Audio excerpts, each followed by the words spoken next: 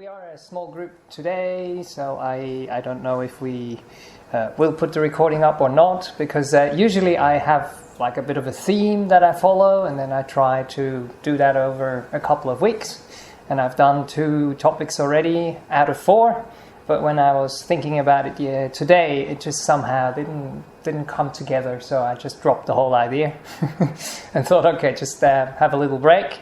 And it is getting close to the time where the monks are not going to be here for 3 months.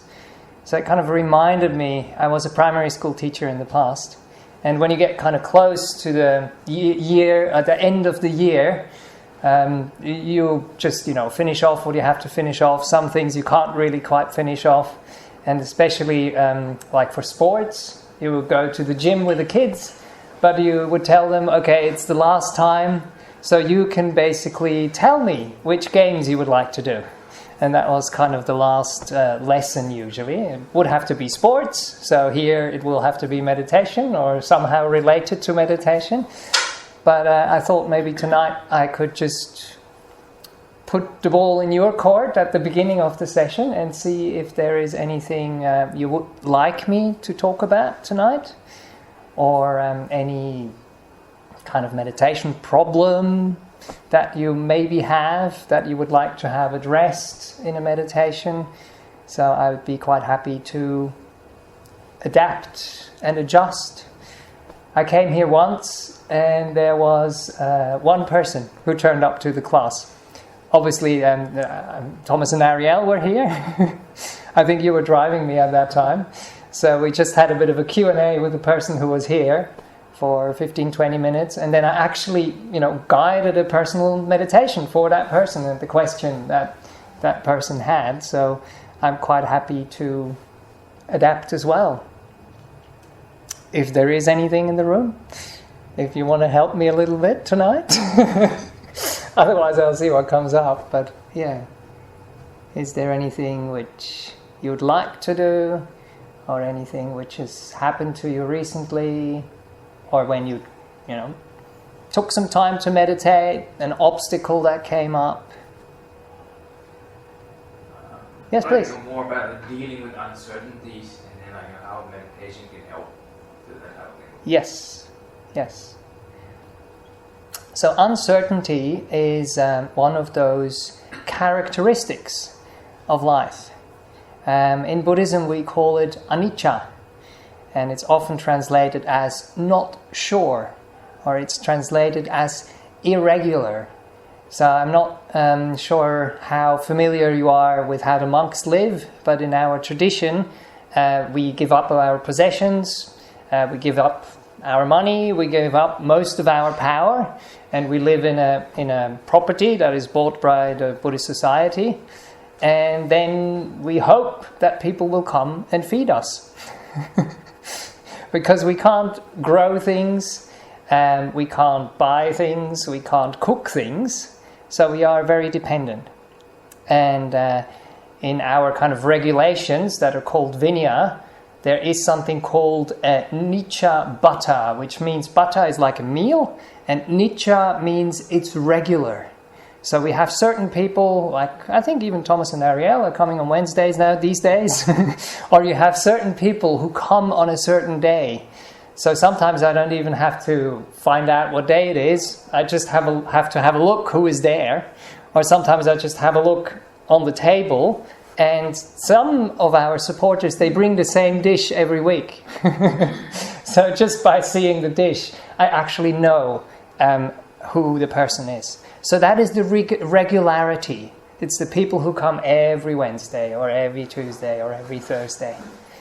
And that's Nicca. And Anicca means irregular. And of course we are used to regularity. We are comfortable with regularity. So again, tapping back into being a primary school teacher in the past, what you want to give your children is regularity, rhythm. You want to give them an understanding that things are stable, that they run in a certain way, that they are dependable, so that they can start to trust, that they can start to build some confidence. But then you also have to teach them that regularity is something beautiful and something good and something that makes you feel safe. But life doesn't always function that way. You come on a Wednesday and Thomas and Ariel are not there. Or you come on another day and the person who is always there is not there. Today, for example, it took a while for people to arrive and there wasn't any rice. And we're like, are we going to have rice today or are we not going to have rice? So that's one of those things that we get comfortable with, that we get used to as monastics. So you want that safety of regularity, to have a strong foundation, to feel safe, to feel confident. But then every now and then you want to test yourself a little bit and see what happens if things that normally go in a certain way, am I able to cope with that? Because that's what life will do. We will get sick, we will lose some people, we will, not get the things we want. That is basically the nature of life. So, but now we have to make sure that we come from this place of safety, we move into this place of challenge, where we feel like, this is interesting, this is a bit of a challenge, let's adapt, let's try things out, let's see how I can actually cope. And then growth happens, when we still feel grounded and comfortable enough. But now when it goes into the red zone, where the regularity and where the things that normally happen, or the things that we normally expect to happen, go so much out of order that we get into the red zone and that we start to get overwhelmed. And that's basically also how traumas happen, for example. But we have to understand that not every event that happens necessarily needs to be a traumatic event.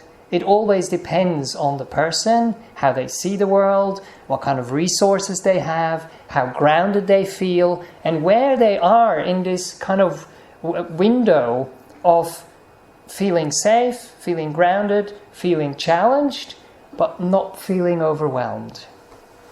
So we have to make sure that we don't hang out in the spaces of being overwhelmed for too long. Or when we start to realize that we start to get destabilized, that we find ways and means to come back into this space of safety. That we retreat from whatever is happening, from whatever is triggering us, from whatever is difficult, to this space of safety, and then watch it from there. And then when we feel confident enough, then we can move out into it. And move in and out and become more and more confident and more resilient and more wise about these things as well. Because there is big changes coming for all of us. So we know that, relationships, we know that our bodies, we know that the world in its nature is actually very uncertain. But if we are prepared for that, then it is easier. So one of the quite extreme examples in that sense is usually when someone passes away, when someone dies, because we're so dependent on them, we're so reliable on, we have a dependency or a reliance on them, and then suddenly one day, if it's a sudden death, they're gone, and then we don't really know what to do. And that's why it's important that we train, but in a way that feels comfortable, that feels safe, that feels okay.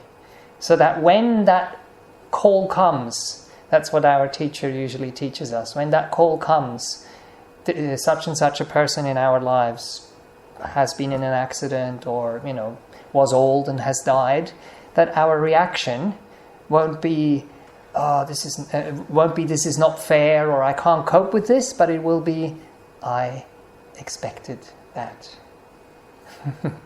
But that takes a lot of training, and that takes a lot of exposure to those ideas. And that's sometimes what people don't understand so well when we talk about Buddhism, that they think, Buddhism is a very kind of pessimistic religion, because we talk about things that are difficult, we talk about things that are inevitable, but actually we are preparing for something which will happen at some stage. And once we get used to those ideas, friendly towards those ideas, that when these things come up, they don't overwhelm us as much as they would otherwise. And we can basically help ourselves and even help other people in those situations. So that what comes to mind. Is that roughly... Yeah. And sometimes what I've noticed with myself, you never know how you're going to react before certain things happen. And then not to be too surprised if it goes really well, and if you feel like, wow, okay, I didn't think I'm going to rise to this occasion, great. If it does destabilize you for a little while, then understand this is normal as well. Then it's like, okay, I haven't really been taught, or I haven't conditioned my heart and my mind to have this reaction of I expected that because I was in denial, or I have kind of brushed it away or brushed it under the carpet. And then it's okay to accept that we are not okay in that moment. And that we can ask for help, that we can find some resources within ourselves, with the people around us in our community, reach out. That is very, very important. But very often when we are overwhelmed, what we lack is perspective. And that is important to understand, how we can establish that kind of perspective again, how we can bring that perspective about, and that means different things for different situations. So I don't want to give too much of a general kind of explanation for this one, but one simile that Ajahn Brahm gives, I don't know where he's got it from, but it really makes sense, is the simile of the hand. I don't know if you've heard it before. So when we get in a very difficult situation, and when we're overwhelmed with the situation, what very often happens is we get drawn to that situation in such a way that all we can see is the palm of our hand. So we have a problem. Yes, there is a problem. It's a big problem. And we are now so enmeshed with that problem. I'm holding my hand in front of my eyes for the people who are listening online. And I can't see what's going on. But if I somehow manage to put my hand at the end of my arm where it actually belongs, get a little bit of distance, get a little bit of perspective, then the problem is still there. The hand is still there. But now, because it's moved away, I have a much bigger field of seeing all the other things as well. And to not get drawn into this one thing, that can often be one of the problems. If we look at it too much, if I look at it too strongly, if I'm getting enmeshed in it, if I don't like it or if I like it, then it will overwhelm me. But if I start to look around and see, oh, okay, there's so many other things that I could be putting my attention on, which doesn't mean I'm ignoring this thing completely. It's still there. I know it's there, but it doesn't fill my whole field of vision anymore. So that's a good way to kind of visualize that.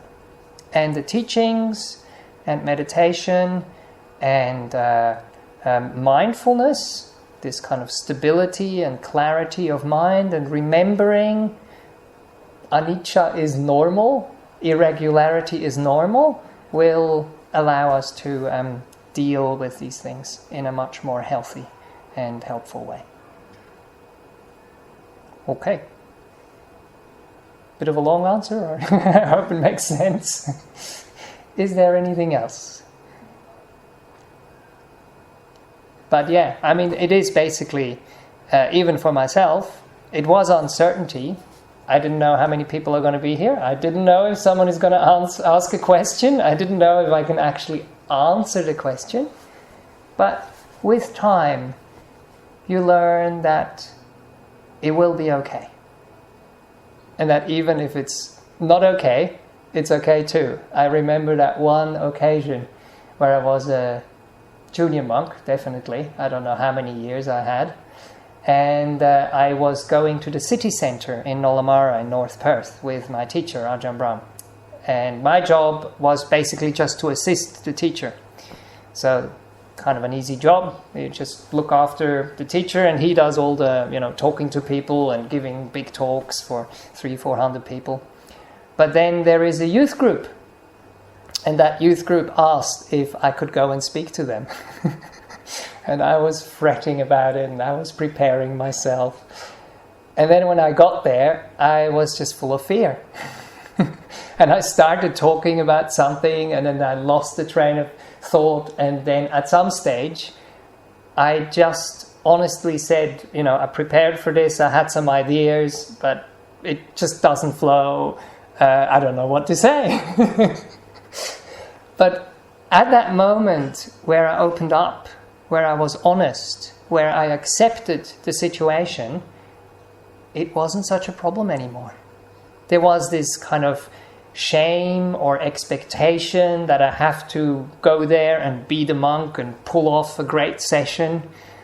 But then I realized as the session passed and as we had a bit of a talk when I basically, everything froze and I just said, I don't know what to say.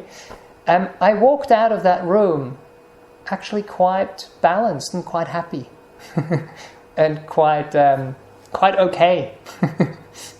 So that was a big lesson for me. I don't know how it was for the people, if they just thought, oh my goodness, I don't know, this guy doesn't know what he's talking about, or he's in the wrong place or something like that. But I didn't get that feeling from the group, and I definitely had a very, very good feeling inside.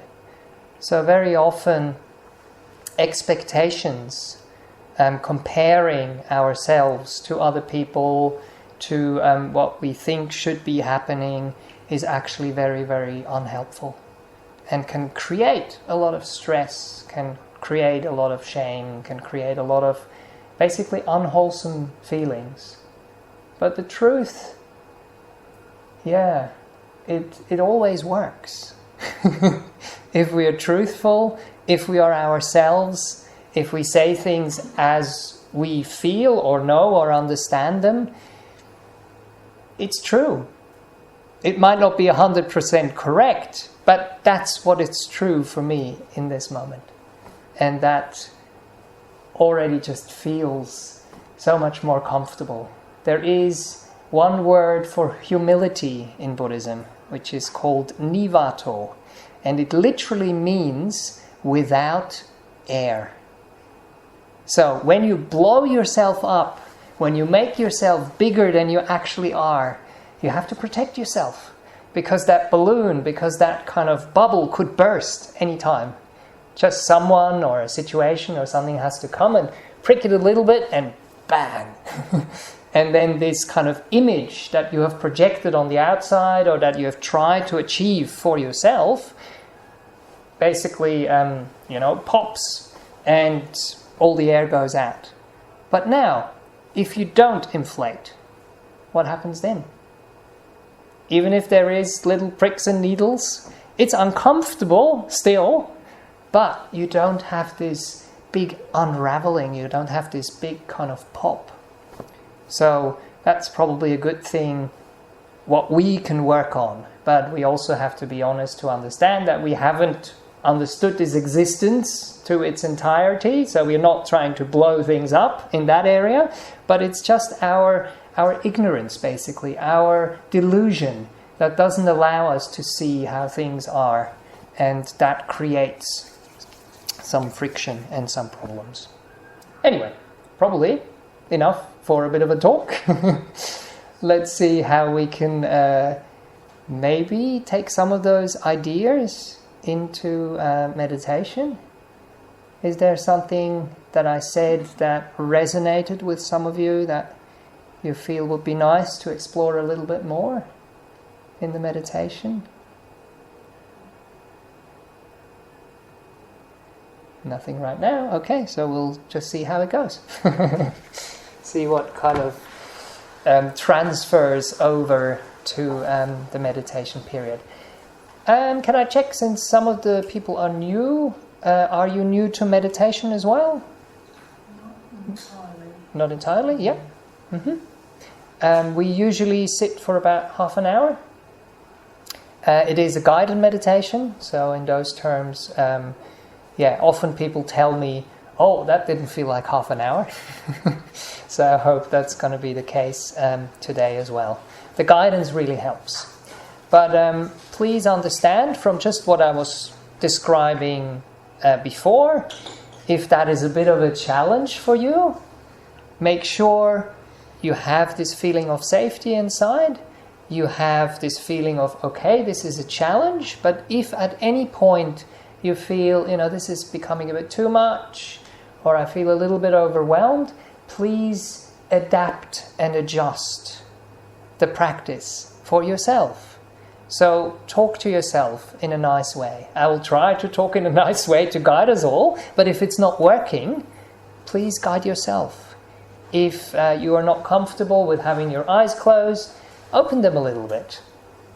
Ground yourself. Take a few deep breaths, whatever is necessary to get back into kind of the green zone. That's usually what happens with, unpredictability. When we do something new, we can have a bit of anxiety, and we want to make sure that the confidence and the safety is strong enough. Okay, so please take a comfortable sitting position on the chair or on the floor.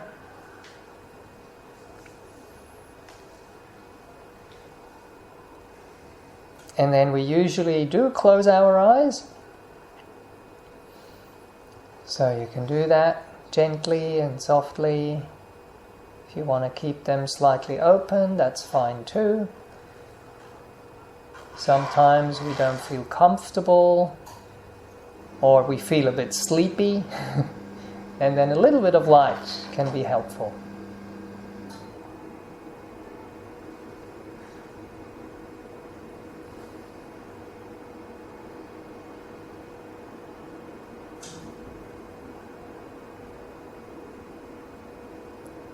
And as we are sitting here with our eyes closed, we have a better chance to experientially find out what's going on. Especially what's going on with our bodies in the beginning of the meditation.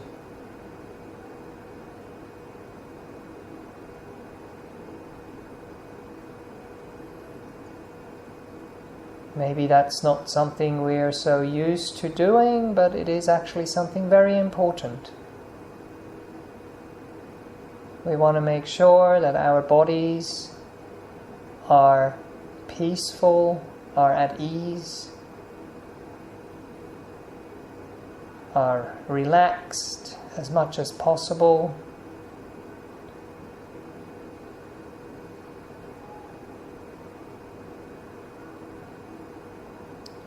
Feel a sense of safety.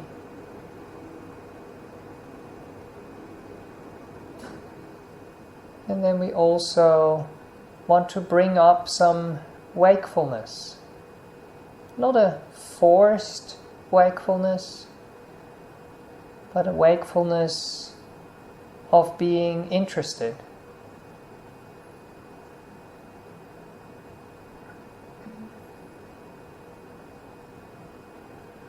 A wakefulness that comes quite naturally when we just open up to whatever is present.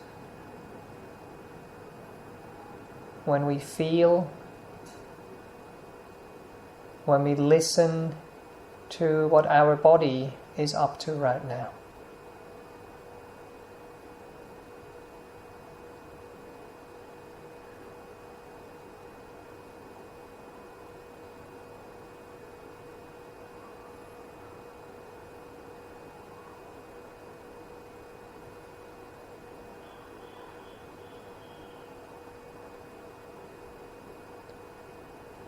And as we tune into, as we tap into our bodies, we can find out if they are seated in the right way.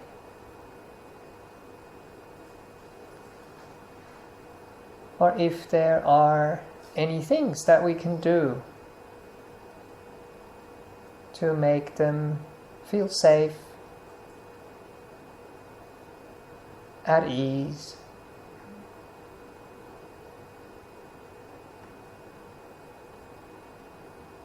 so that they can develop a certain confidence,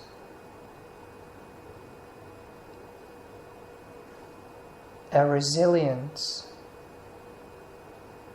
a flexibility, a quiet stability and strength.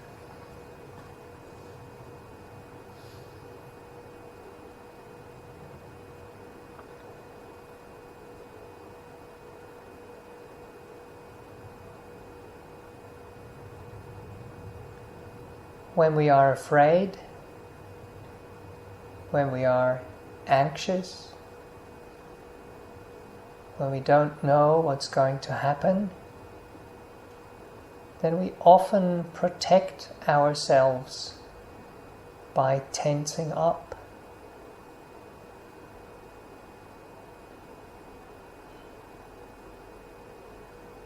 A much better way, though, is to relax, to be flexible, to be malleable.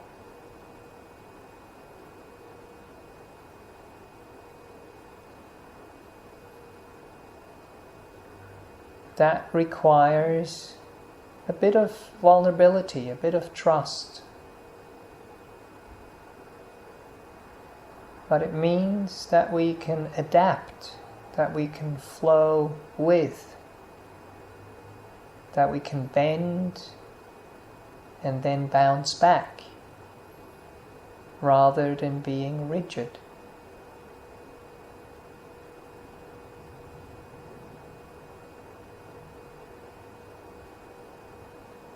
When we are tense, when we are rigid,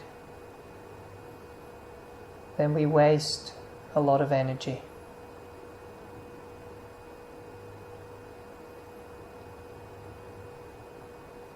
When we are flexible, when we are alert, when we are poised, we don't waste energy, but we are ready. We are ready to rise to the challenge. We are ready to respond.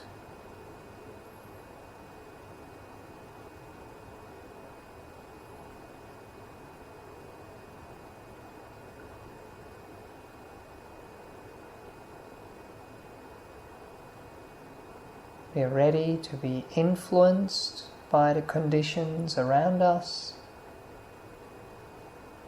but also influence them in helpful, skillful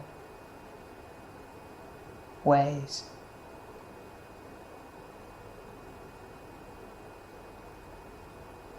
So that things don't break.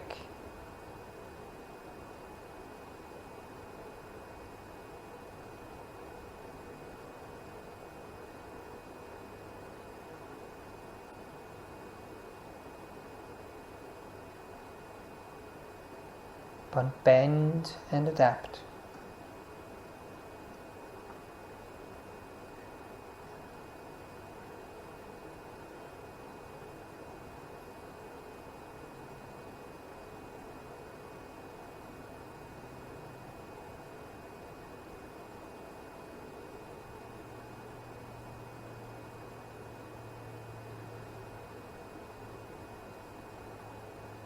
So let's see if we can find a way to have our hands rest in a place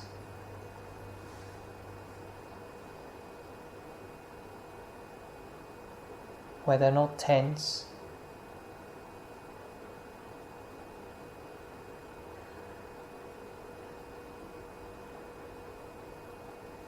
but where they are awake,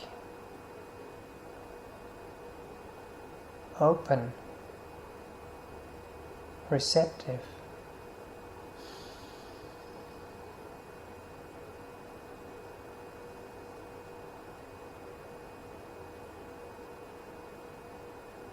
From our hands we can expand into our arms,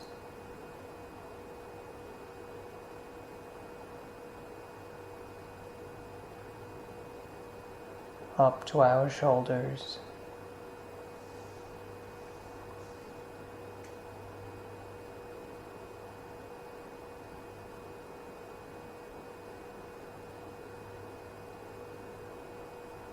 Up to our chests.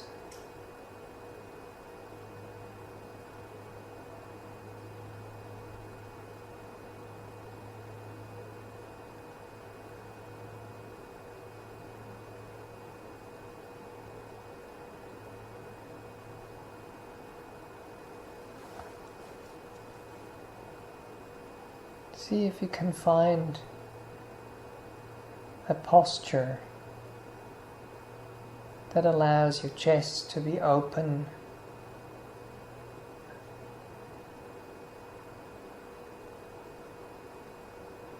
flexible so that the air can come in and out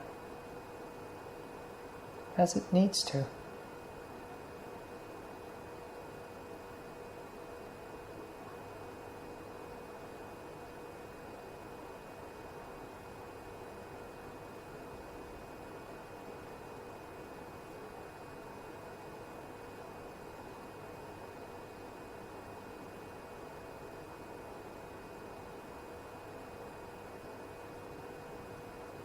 Have an open, flexible chest and upper back.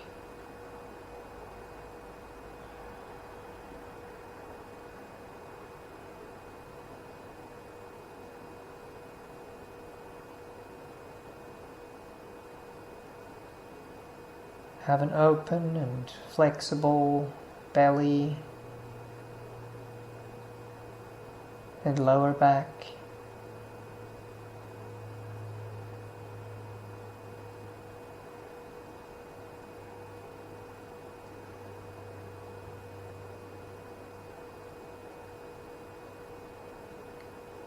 Allow your hips and your bottom to be supported.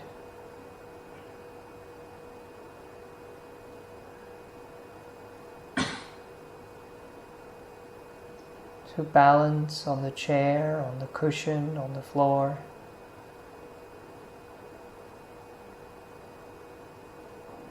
In a way that feels right.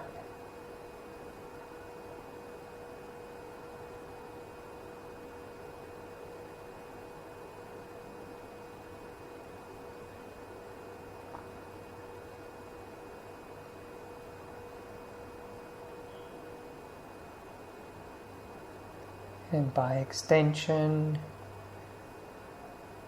feel into your thighs.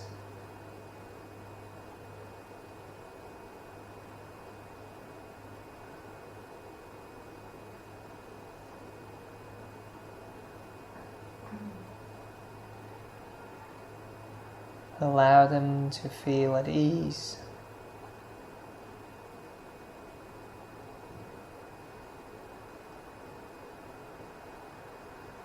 Allow them to feel confident.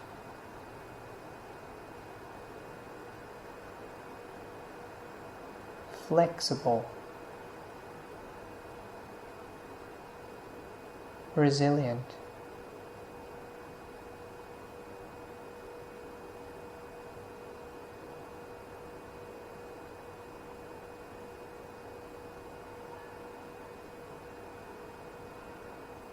Feel your knees,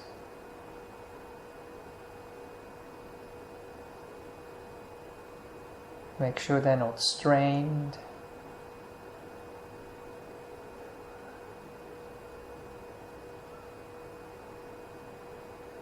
Connect with the lower parts of your legs.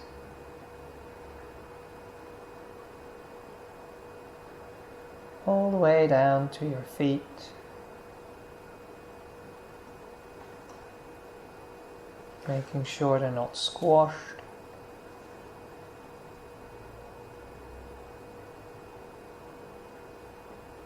Making sure they have room to wiggle, to be,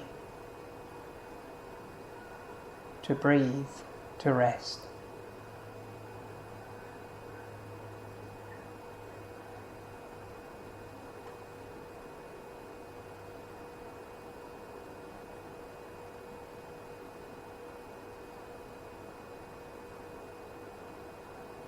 And then we can move to our necks.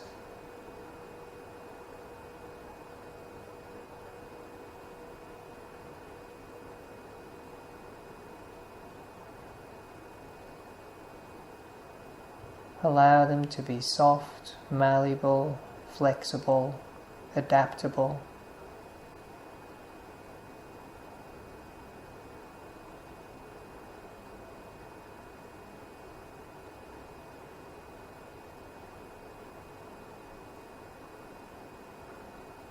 And then we can move to our heads.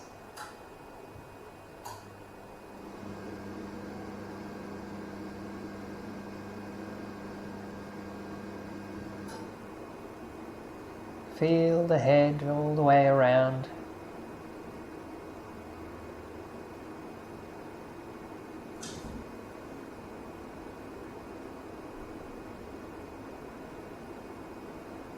And try to make sure that there is no kind of anticipation or tension.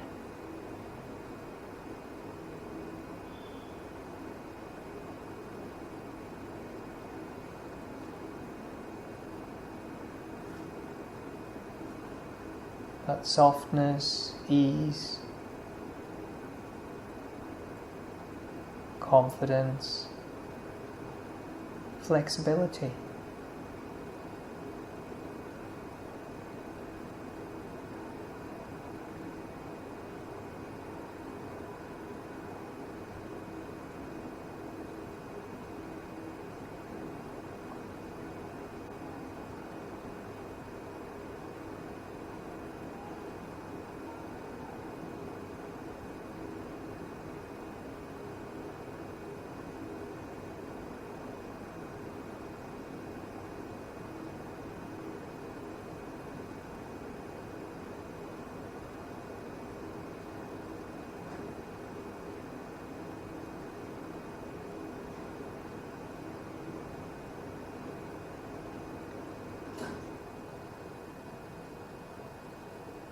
And then we can allow our foreheads to soften.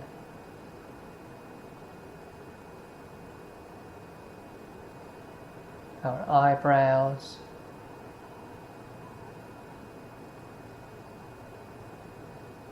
Our temples.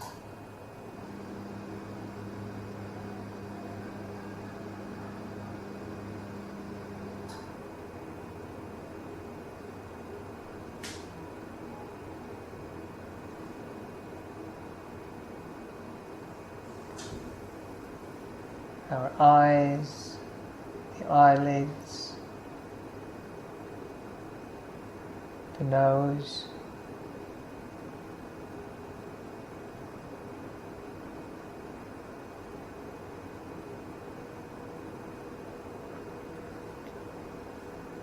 our lips and around our lips.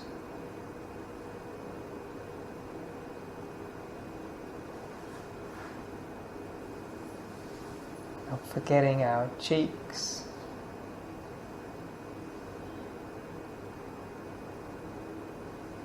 the chin,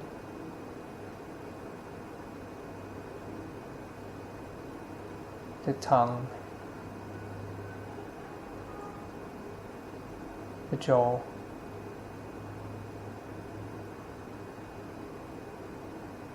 and the throat.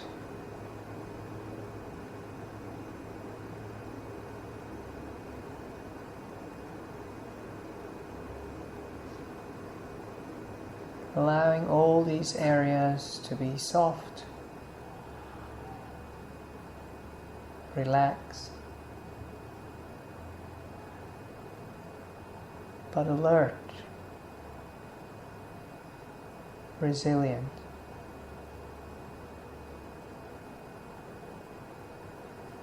Flexible.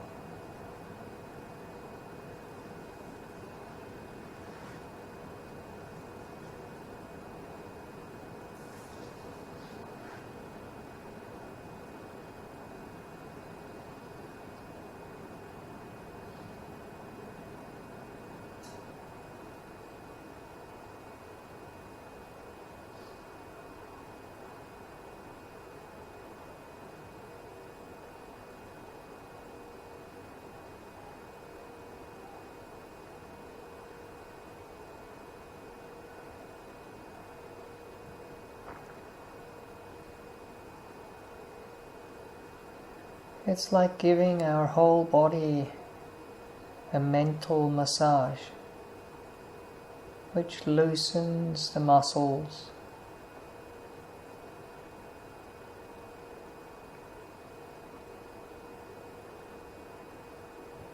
but also makes them ready for some smooth and flexible action when it's required.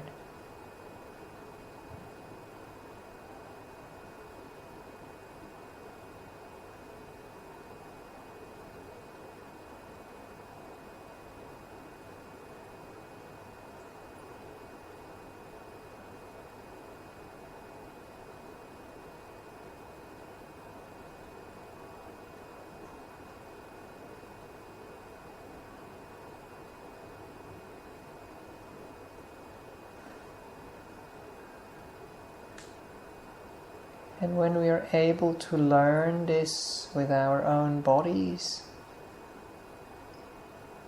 we have a much better chance to transfer it to our minds.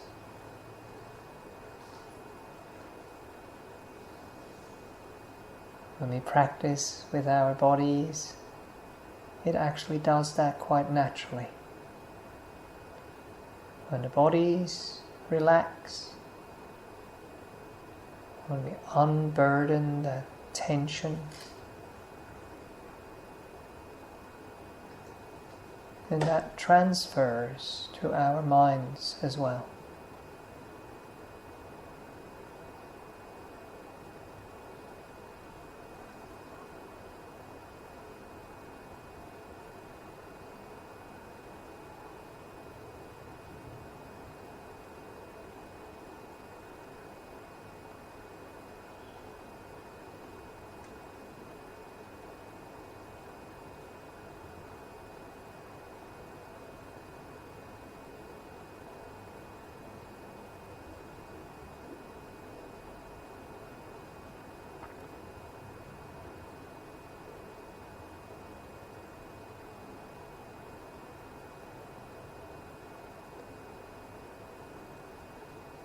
As we teach our minds and our hearts how things actually are, then there will be less surprises in life.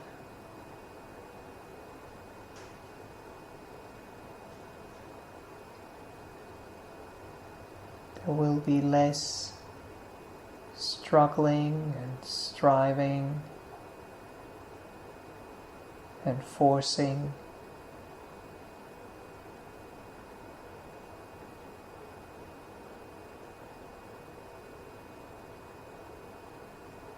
The rigidity of the mind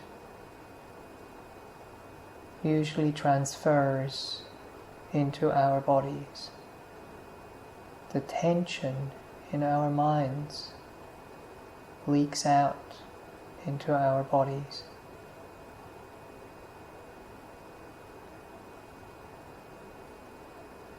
So let's learn to gradually step by step, have a flexible, malleable, soft and understanding mind.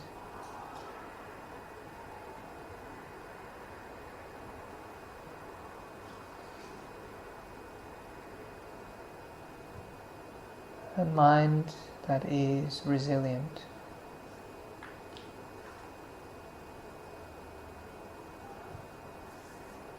A mind that is understanding and kind.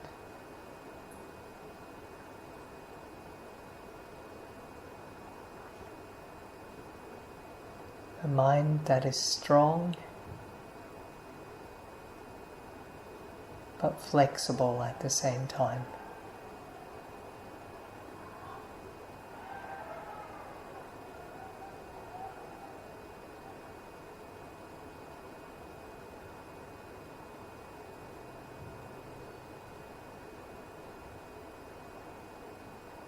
And as our experience, as our resilience grows, so does our confidence.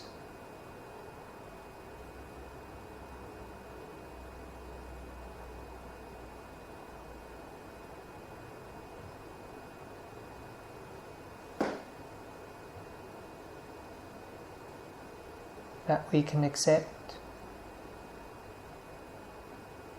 that we can adapt, that we can back off when we need to, that we can find groundedness, perspective,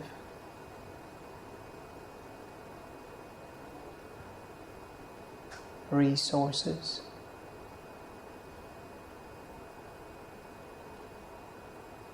balance.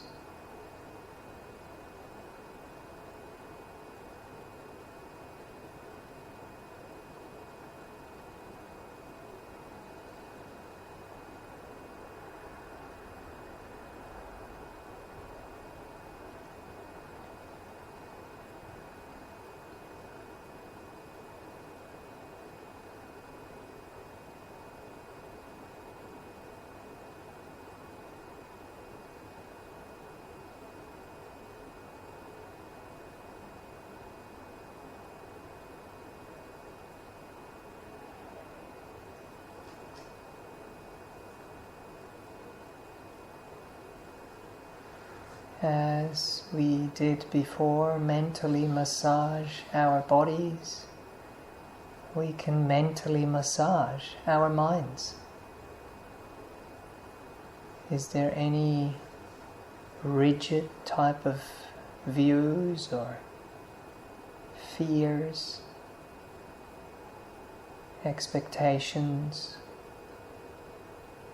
in there somewhere?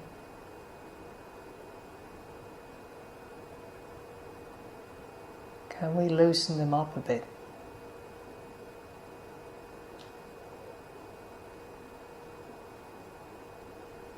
Can we smooth them out?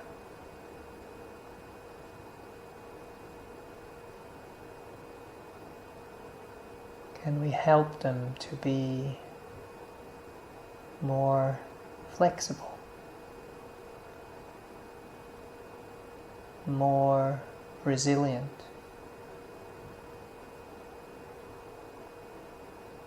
More in tune with reality.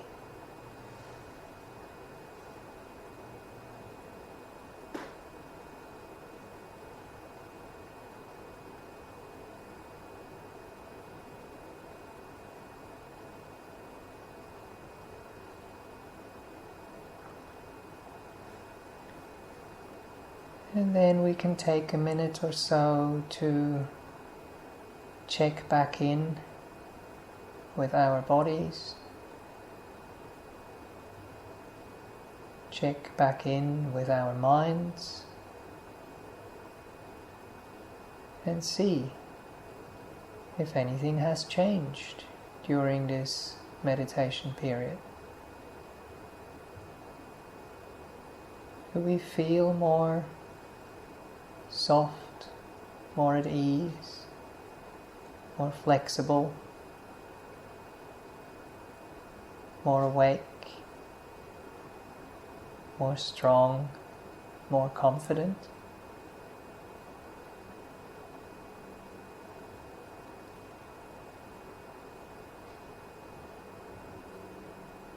If yes, then we have approached this in the right way. If not, then we probably need to find other ways. There's nothing wrong.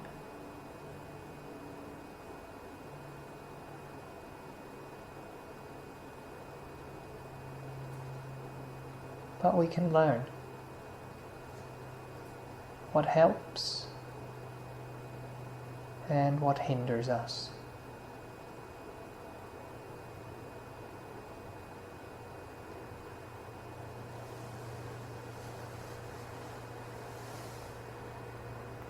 I'll be ringing the bell 3 times for you to connect again with your bodies, with your senses, and to come back into this room.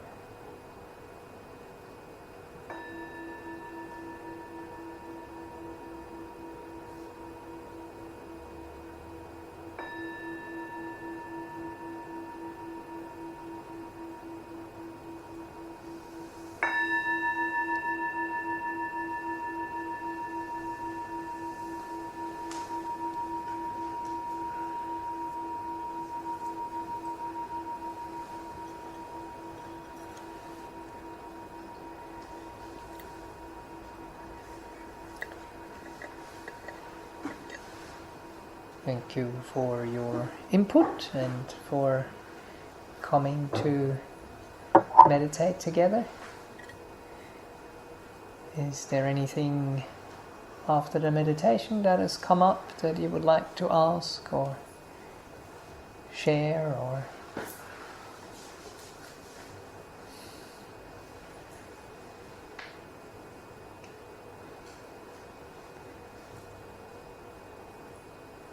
Okay, so I wish that we all have the wisdom and the strength and the flexibility to meet whatever life brings for us in the next, probably 3.5 months, because that's when I will see you again, unless you come down to the monastery during our retreat. Okay, please have a good, safe journey back home. And if someone wants to check in with me personally, I'll stay back.